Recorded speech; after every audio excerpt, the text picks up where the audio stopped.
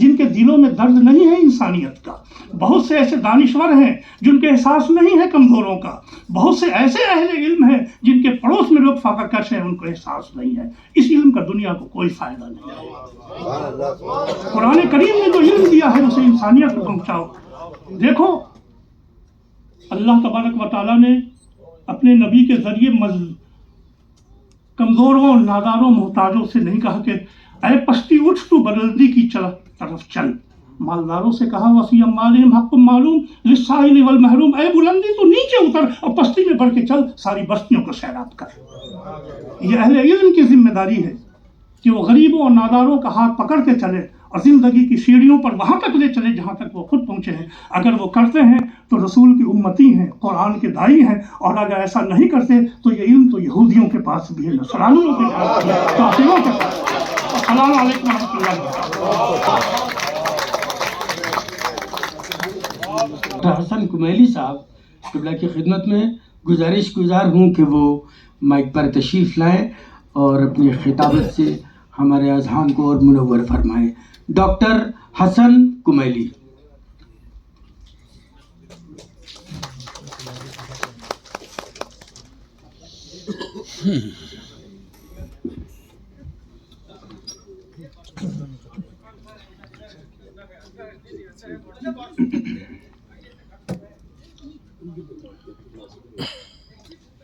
اعوذ باللہ من الشیطان اللعین الرجیم، بسم اللہ الرحمن الرحیم، الحمد لأہلہ والصلاة علی اہلہا۔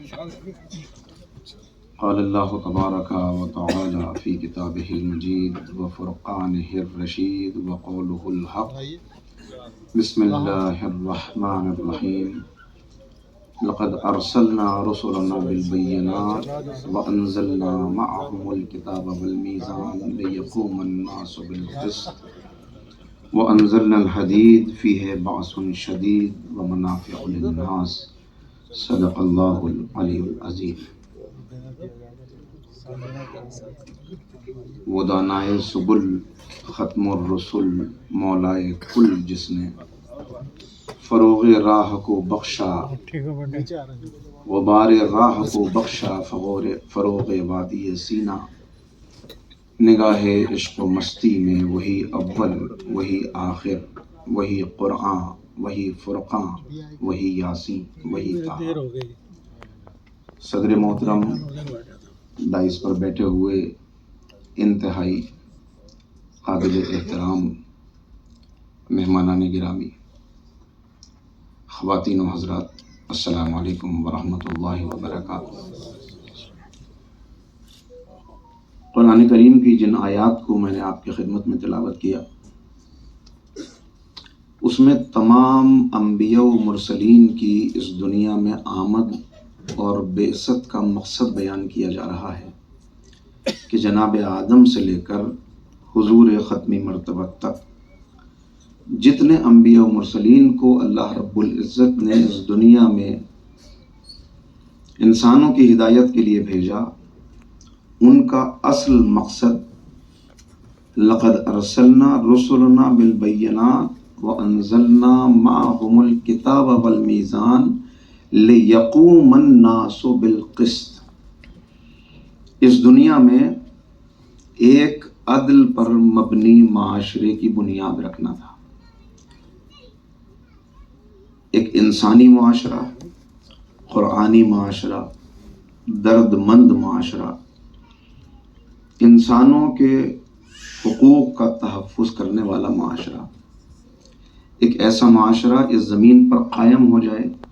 یہ تمام انبیاء کی آمد کا اصل مقصد تھا۔ یہ معاشرہ کب قائم ہو سکتا ہے؟ اس کے لیے بتایا گیا کہ اس وقت تک اس معاشرے کا قیام ممکن نہیں ہے کہ جب تک دنیا سے ظلم کا خاتمہ نہ ہو جائے۔ اس لیے کہ دنیا میں جتنا فساد جہاں جہاں بپا ہوتا ہے وہ نتیجہ ہوتا ہے ظلم کا، اور ظلم نتیجہ ہوتا ہے دامن عدل کو چھوڑ دینے کا، اور دامن عدل سے رشتہ ٹوٹ جانا نتیجہ ہوتا ہے انسان کے شعور کے مردہ ہو جانے کا۔ اس لیے کہ جب شعور مردہ ہو جائے تو انسان سانس لیتی ہوئی میت اور چلتا پھرتا جنازہ بن جاتا ہے۔ ظاہراً وہ زندہ ہے، حقیقتاً وہ زندہ نہیں ہے۔ اور ایسے انسانوں پر مبنی سماج اور معاشرہ ایک مردہ معاشرہ ہوتا ہے۔ اس مردہ معاشرے کو زندہ کرنے کے لیے ضروری ہوتا ہے کہ شعور کو بیدار کیا جائے اور احساس کی روشنی سے قلب کو منور کر دیا جائے۔ اس کے لیے انبیاء و مرسلین کی ضرورت ہوتی ہے، اور جب وہ انبیاء و مرسلین اس دنیا میں آتے ہیں کہ جن کے سید و سردار حضرت احمد مجتبیٰ محمد مصطفیٰ صلی اللہ علیہ وآلہ وسلم جب اس دنیا میں آتے ہیں تو تعارف ہی یہ کہہ کے کرایا جاتا ہے هو الذی بعث فی الامیین رسولا منہم یتلو علیہم آیاتہ ویزکیہم ویعلمہم الکتاب والحکمہ وَإِن كَانُوا مِن قَبْلُ لَفِي ضَلَالٍ مُبِينٍ۔ اللہ نے تمہیں میں سے ایک کو تمہارے درمیان مبعوث کیا، ذمہ داریاں بتائی گئیں، اصل مقصد تاکہ تم نقص سے کمال، پستی سے بلندی، سرا سے ثریا اور فرش سے عرش تک کا سفر طے کر لو، تمہارا شعور پروان چڑھے اور ایک انسانی معاشرہ، ایک دردمند معاشرہ وجود میں لایا جا سکے۔ یہاں تزکیہ نفس، وقت مختصر ہے لہذا بات کو زیادہ پھیلانا نہیں، تزکیہ نفس کا یہ مطلب نہیں ہے کہ 7 سمندروں سے انسان کو پاک کر دیا جائے، بلکہ تزکیہ نفس ایسے نبی کے کلمہ ہو ہیں۔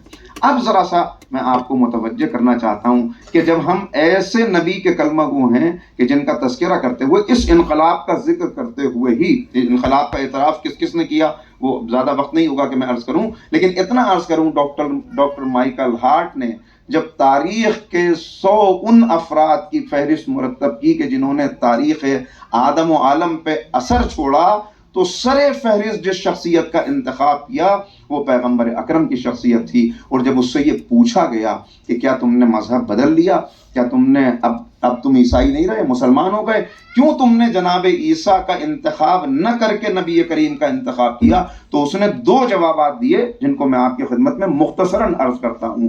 پہلا جواب جو اس کا آفیشیلی موجود ہے، آپ ہر جگہ دیکھ لیں کہ جب اس سے پوچھا گیا کہ کیوں آخر تم نے نبی کریم کا انتخاب کیا، تو اس کا جواب یہی تھا کہ محمد is the only leader on the face of earth who was supremely successful both in secular and religious field، کہ پوری تاریخ آدم و عالم میں وہ اکیلی شخصیت حضور سرور کائنات کی ہے کہ جو ایسے ماحول کے اندر، کہ جس ماحول میں صرف اور صرف مادیت تھی جو کمال پر تھی، عروج پر تھی، وہاں آپ نے ایسا انقلاب برپا کیا کہ سیکولر دنیا میں بھی انقلاب برپا کر دیا، ریلیجیس دنیا میں بھی انقلاب برپا کر دیا۔ اس کا اعتراف خود پیغمبر کا بدترین دشمن ہے کہ جس نے ایس جی ویل، کہ جس نے بڑے رقیق حملے کیے ہیں نبی کریم پر، لیکن وہ بھی اس بات کا اعتراف جب پیغمبر کے حجۃ الوداع کے خطبے کا تذکرہ کرتا ہے تو تبصرہ کرتے ہوئے اس پر یہ کہتا ہے کہ یہ بات صحیح ہے، جو میں نے اعتراضات کیے وہ اپنی جگہ پر، لیکن پوری تاریخ کے اندر روحانیت کے اوپر خطبے تو دیے گئے، لیکن یہ واحد شخصیت پیغمبر اکرم کی ہے کہ جنہوں نے روحانیت پر نہ صرف خطبے دیے بلکہ ان خطبوں کی بنیاد پر ایک معاشرہ تعمیر کر کے دکھا دیا۔ یہ بدترین دشمن کا اعتراف ہے۔ اچھا، دوسرا جواب بھی آپ کو سنا دوں جو مائیکل ہارٹ نے کہا۔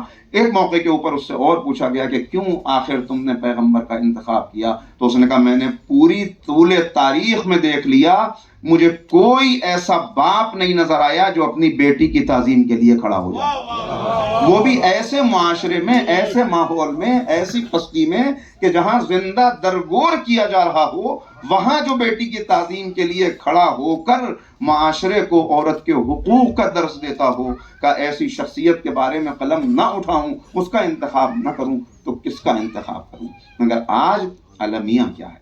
پیغمبر کے سیرت نگاروں میں ایک سیرت نگار ہیں پنڈت لکشمن پرساد، انہوں نے بہت خوبصورت پیغمبر اکرم کی سیرت لکھی ہے۔ اس میں جب وہ کتاب منظر عام پہ آئی عرب کا چاند، اور کئی ایڈیشن اس کے آئے، ہر حلقے میں گئی، ادبی حلقوں میں، علمی حلقوں میں، مذہبی حلقوں میں، سب میں بڑی مقبولیت اس کتاب کو حاصل ہوئی، تو کچھ لوگوں نے آپ کو خطوط لکھے کہ جب آپ، بہت توجہ سے میں چاہتا ہوں کہ اس بات کو سنا جائے، کہ جب آپ پیغمبر کی شخصیت سے اتنا متاثر ہیں کہ آپ نے پیغمبر کی سیرت پر اتنی خوبصورت کتاب لکھی، واقعاً 350 صفحات کی کتاب ہے، موقع ملے تو آپ پڑھیں اسے ضرور، کہ جب آپ اتنا متاثر ہیں پیغمبر کی شخصیت سے کہ آپ نے ایسی کتاب لکھ دی، ایسا اعتراف کیا، تو پھر آخر خود کلمہ کیوں نہیں پڑھ لیا، خود کیوں نہیں مسلمان ہو گئے؟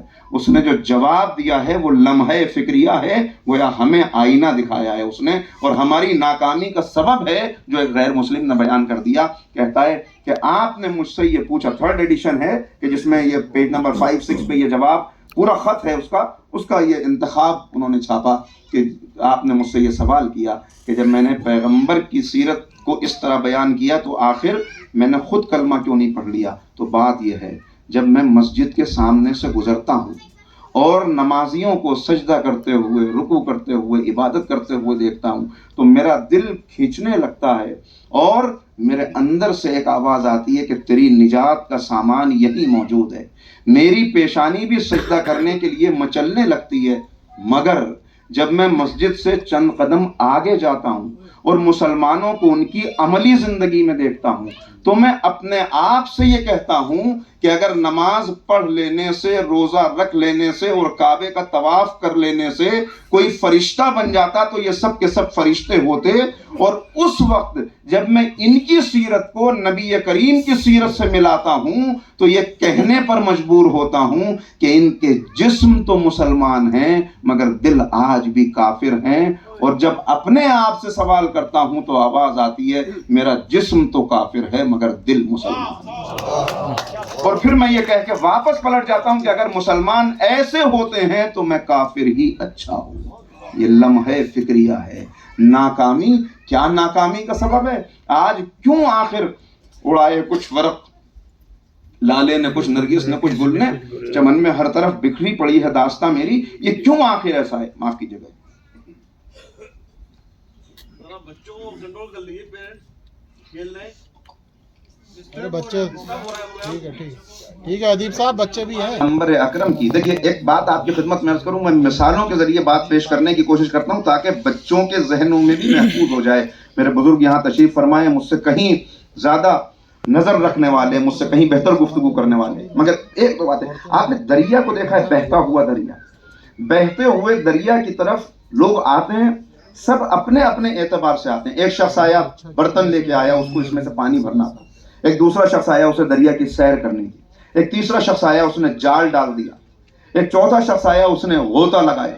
ایک پانچواں شخص آیا، اس نے صرف اپنا منہ ہاتھ دھویا، ذرا دیر ٹھنڈک کو محسوس کیا، اس کے بعد واپس چلا گیا۔ یہ جتنے لوگ آئے، دیکھیے دریا میں سب کچھ موجود تھا۔ جس نے جال ڈالا وہ مچھلی لے کے گیا، جس نے برتن لے کے آیا اس نے پانی لے لیا، جس نے سیر کی اس نے بس تفریح کی اور واپس پلٹ گیا، لیکن جس نے غوطہ لگایا وہ موتی لے کے نکلا۔ بس پیغمبر اکرم کی سیرت میں سب کچھ موجود ہے، جو جس نیت سے پیغمبر کی طرف آیا وہ وہی لے کے گیا۔ ہم نے آج تک اس سیرت کی گہرائی میں جا کر اس سیرت سے وہ استفادہ کرنے کی کوشش نہیں کی کہ جس سے انقلاب آ جائے شخصیت کے اندر، جس کا نتیجہ یہ ہے کہ آج پستیاں ہمارا مقدر بن چکی ہیں۔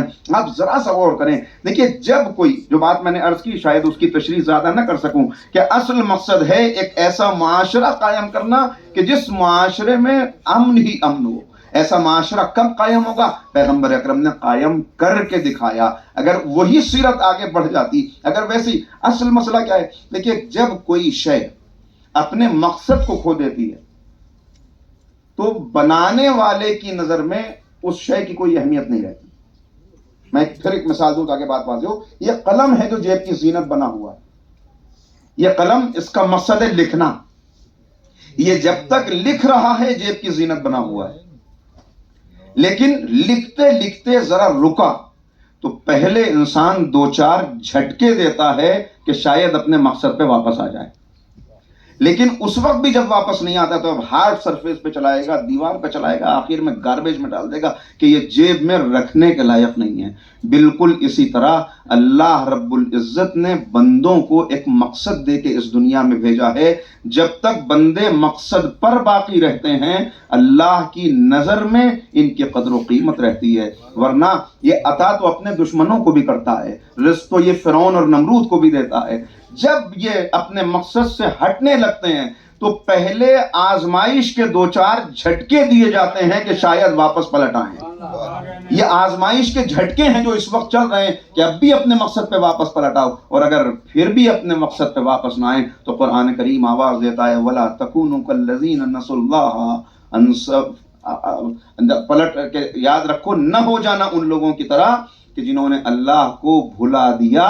جب انہوں نے اللہ کو بھلایا فَأَنْسَاهُمْ أَنفُسَهُمْ تو اللہ رب العزت نے ان کو انہی سے غافل کر دیا. اب یہ غفلت کی زندگی گزار رہے ہیں, اب شعور مردہ ہو چکا ہے.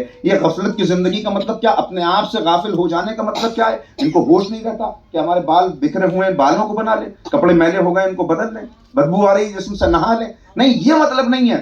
ان کو ان سب چیزوں کا تو اتنا ہوش رہتا ہے کہ جسم کے لیے بہترین قسم کی خوشبو ہو, بہترین قسم کا شیمپو ہو, بہترین قسم کا عطر ہو, بہترین قسم کا لباس ہو, لیکن یہ بھول جاتے ہیں کہ اس ظاہری شخصیت میں ایک باطنی شخصیت بھی ہے. یہ بھول جاتے ہیں کہ ہم اس دنیا میں لذتیں حاصل کرنے کے لیے نہیں آئے بلکہ ایک مقصد کو حاصل کرنے کے لیے آئے ہیں. وہ مقصد کیا ہے بتایا گیا. پیغمبر اکرم کا تعارف کراتے ہوئے اس مقصد کی طرف بار بار اشارہ کیا گیا. پیغمبر کا جو بہت سے تعارف ہیں جو آپ نے سنے, لیکن ایک آیت اور جلدی سے پڑھنا چاہتا ہوں کہ جہاں پیغمبر کا تعارف کرایا جا رہا ہے وَمَا أَرْسَلْنَاكَ إِلَّا كَافَّةً لِلنَّاسِ بَشِيرًا وَنَذِيرًا وَلَكِنَّ أَكْثَرَ النَّاسِ لَا يَعْلَمُونَ کہ ہم نے آپ کو تمام انسانوں کے لیے بشیر اور نذیر بنا کے بھیجا ہے. صرف مسلمانوں کے لیے نہیں, صرف کلمہ پڑھنے والوں کے لیے نہیں, آپ کو تمام انسانوں کے لیے بشیر اور نذیر, خوشخبری دینے والا اور عذاب سے ڈرانے والا بنا کر بھیجا ہے. لیکن اکثریت انسانوں کی ہے جو جانتی نہیں ہے. تو جو نہیں جانتی ان کو بتانا ان کا فرض ہے جو جانتے ہیں, مگر وہ تبھی تو بتا سکتے ہیں جب انہیں خود یہ معلوم ہو کہ پیغمبر کی سیرت ہم سے تقاضا کیا کرتی ہے, ہم سے چاہتی کیا ہے. اور وہ تب ممکن ہے جب اپنے مقصد کو, مقصد کیا بتایا, مقصد وما خلقت الجن والانس الا لیعبدون, نہیں ہم نے تم کو پیدا کیا مگر عبادت کے لیے. تو جب مقصد عبادت ہے تو اب دست ادب جوڑ کر اہل علم تشریف فرمائیں, ارباب فہم و دانش موجود ہیں, مجھے ایک جملہ کہنے دیجئے کہ جب ہمیں عبادت کے لیے پیدا کیا, اور عبادت کا ہمارے ذہن میں تصور کیا ہے, جیسے ہی لفظ عبادت زبان پر آیا, مسجد, مصلی, محراب, تسبیح, بس یہاں تک ہماری عبادت محدود ہو کے رہ گئی. تو اب اگر پیدا کیا ہے عبادت کے لیے تو مجھے آج کے اس بہت اہم اجلاس میں سیرت کے اس جلسے سے یہ پیغام دینے دیجئے کہ ہمیں عبادت کے لیے پیدا کیا ہے, لہذا مسجد سے باہر نہ نکلیے گا, مصلی سے قدم نہ ہٹائیے گا, ہاتھ سے تسبیح چھوٹنے نہ پائے, اس لیے کہ ہم کو عبادت کے لیے پیدا کیا ہے. ہمیں تجارت کے لیے پیدا نہیں کیا, ہمیں ملازمت کے لیے پیدا نہیں کیا, ہمیں سیاست کے لیے پیدا نہیں کیا, لہذا ہمیں نہ سیاست کرنی ہے. اگر میں یہ پیغام دے کے چلا جاؤں تو محترم قمر احمد صاحب سے آپ کہیں گے کہ سب کو بلائیے گا, ان کو آئندہ نہ بلائیے گا, یہ کیسی بہکی باتیں کر کے یہاں سے چلے گئے. میں ان کے حکم کی تعمیل میں حاضر ہوا ہوں. تو اتنا صرف عرض کر دوں, کیا مطلب ہے اس کا, کیا یہ نہ کریں, نہیں, بلکہ مقصد پیش نظر رہے. پیدا کیا ہے عبادت کے لیے, جب عبادت کے لیے پیدا کیا تو اس کا مطلب یہ ہے کہ تجارت کو عبادت بنا کے کریں, ملازمت کو عبادت بنا کے کریں, سیاست کو عبادت بنا کے کریں. جس دن زندگی کے ہر شعبے میں ہر عمل عبادت سمجھ کے کرنے لگیں گے, اس دن جو گرد کارواں بن گئے ہیں وہ پھر سمیر کارواں بن گئے. بس یہی واحد راستہ ہے کہ اپنے مقصد کو فراموش نہ کرنے پائیں. مقصد سے ہٹنے کے بعد پھر کوئی قدر و قیمت نہیں رہ جاتی. آپ ذرا غور کریں ہمارا عالم کیا ہے. بس وقت محدود ہے, 2-4 باتیں اور آپ کی خدمت میں عرض کر کے آپ سے اجازت لینا چاہتا ہوں. ہمارا عالم کیا ہے, ہر وقت تصویر غضب بنے ہوئے, سیرت پیغمبر کو ہر وقت ہر لمحے, معذرت کے ساتھ یہ بات عرض کر رہا ہوں, میں اپنے جیسوں کی بات کر رہا ہوں, فراموش کر دینے والے, دن بھر لوگوں کی زندگی کو جہنم بنا کر راتوں کی تنہائی میں مسلح بچھا کے بڑے بڑے ہاتھ اٹھا کے کہتے ہیں پالنے والے ہمیں جنت عطا کر دیں. کیا یہ دعائیں جنت دلا سکتی ہیں؟ آپ دوسروں کی زندگی کو جنت بناتے چلے جائیں، اللہ آپ کی دنیا کو بھی جنت بنا دے گا اور آخرت کی جنت بھی آپ کو عطا کرے گا۔ لیکن یہ کب ممکن ہے؟ یہ ممکن اس وقت ہے کہ جب اس سیرت کو، بڑی باتیں ہم کرتے ہیں، ابھی باتیں آئیں یہاں پہ کہ خاکے بنائے جا رہے ہیں، پیغمبر اکرم کی توہین کی جا رہی ہے۔ میں دست ادب جوڑ کے ایک بات عرض کرنا چاہتا ہوں، کسی میں کیا قوت ہے کہ وہ پیغمبر اکرم کی توہین کر سکے؟ ارے اس کے کوئی خاکے کیا بنائے گا جس کا اللہ نے سایہ نہیں بنایا؟ یہ توہین وہ نہیں کر رہے جو خاکے بنا رہے ہیں، با معذرت کے ساتھ توہین انہوں نے نہیں کی جنہوں نے خاکے بنائے، اس لیے کہ یہ تو ہمیشہ ہوتا رہا۔ کیا پیغمبر اکرم کے جسم پہ کوڑا نہیں ڈالا گیا، کانٹے نہیں بچھائے گئے، اور اوجھڑی پشت پہ نہیں رکھی گئی حالت سجدہ میں، چہرے کے اوپر گوبر اور خون نہیں ملا گیا؟ کیسی کیسی توہین ہے جو کی گئی پیغمبر اکرم کی، کہ گلے کے اندر نماز پڑھ رہے ہیں اور حالت نماز میں گلے کے اندر ابو جہل کے حکم پر ایک چادر ڈال کے اور ایسا کھینچا گیا کہ آنکھیں ابلنے لگیں، سانس رکنے لگا۔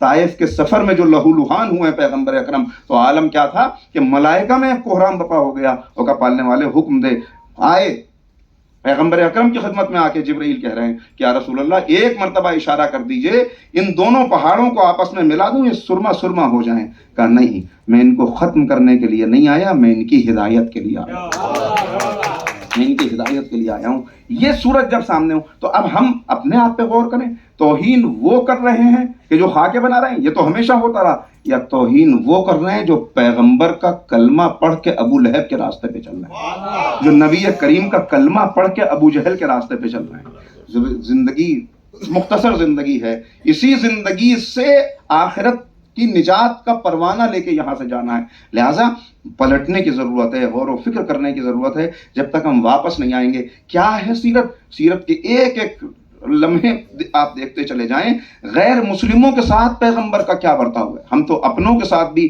ابھی وہ برتاؤ کرنے کی حالت میں نہیں آئے، ابھی اتنی پستی میں، وہاں کیا عالم ہے۔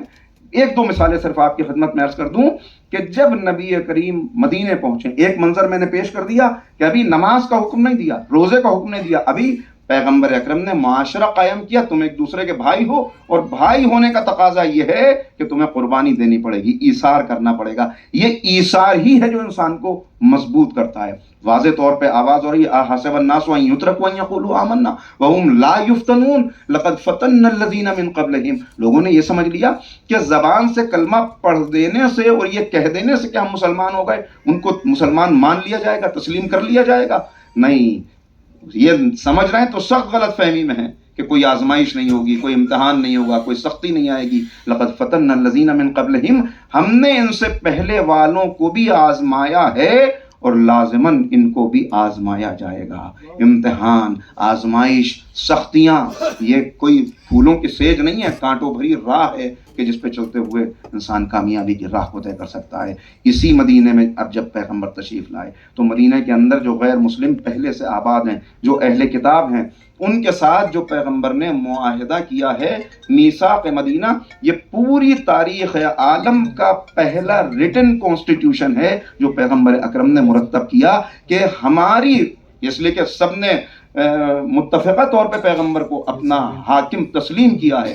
اب یہاں حاکم کی حیثیت سے پیغمبر اکرم اگر چاہیں تو یہ حکم دے سکتے ہیں کہ اب جو مدینہ کے اندر غیر مسلم ہے اس کو سرحد مدینہ سے باہر جانا ہوگا، لیکن نہیں، ایک معاہدہ کرتے ہیں، اور اس معاہدے کے اندر اس کا خلاصہ اگر آپ ملاحظہ کریں تو جان، مال، عزت، آبرو، ریلیجس فریڈم ان کو، کہ اپنے مذہب پر باقی رہ کر آزادی کے ساتھ اپنے مذہب کو پریکٹس کر سکیں، یہاں تک کہ اپنے ٹریڈیشن اور کلچر کو بھی پریکٹس کر سکیں۔ یہ پوری آزادی ہے جو نبی کریم نے دی، اور اس معاہدے پر پیغمبر اکرم باقی رہے اس وقت تک کہ جب تک خود انہوں نے اس کی مخالفت نہیں کر دی۔ انہوں نے مخالفت کی۔ یہ ہے وہ سیرت جو پیغمبر پیش کر رہے ہیں کہ دیکھو، جب تم اقلیت میں رہو، مکے میں اقلیت میں تھے، پرسیکیوشن کا عالم تھا، کیسے کیسے ٹارچر تھے جو مکے کے اندر کیے جا رہے تھے، وہاں عالم کیا تھا کہ یہاں حکم دیا کہ آزمائش اور امتحان ہے جس سے تم کو گزرنا ہے، تلوار اٹھانے کی اجازت نہیں ہے، جواب دینے کی اجازت نہیں ہے، صبر، تحمل، ایثار، کردار ہے جو بس پیش کرتے چلے جاؤ۔ یہاں مکے کے اندر صرف کردار پیش کیا، اور مدینے میں اب طاقت حاصل ہو گئی، اب دوسرے اقلیت میں ہیں تو ان کے حقوق کا تحفظ کرتے ہوئے یہاں سے آگے بڑھو۔